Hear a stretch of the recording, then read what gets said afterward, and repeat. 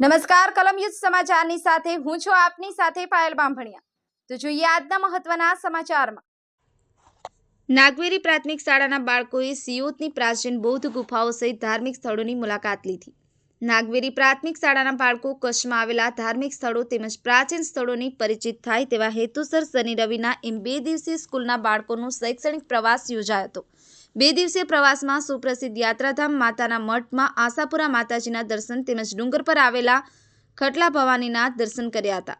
કચ્છના છેવાડાના યાત્રાધામ નારાયણ સરોવર તેમજ કોટેશ્વર ખાતે આવેલા દરિયાઈ વિસ્તારથી વાકેફ થયા હતા।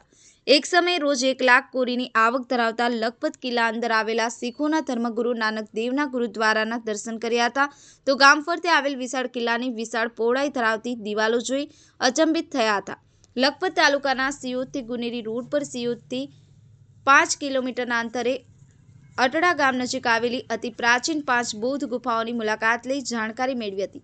આ ગુફામાં વર્ષ 1988 થી 89 દરમિયાન પુરાતત્વ વિભાગ દ્વારા કરવામાં આવેલ ખોદકામ દરમિયાન બૌદ્ધ ધર્મના લગતા અનેક અવશેષો મળી આવ્યા હતા।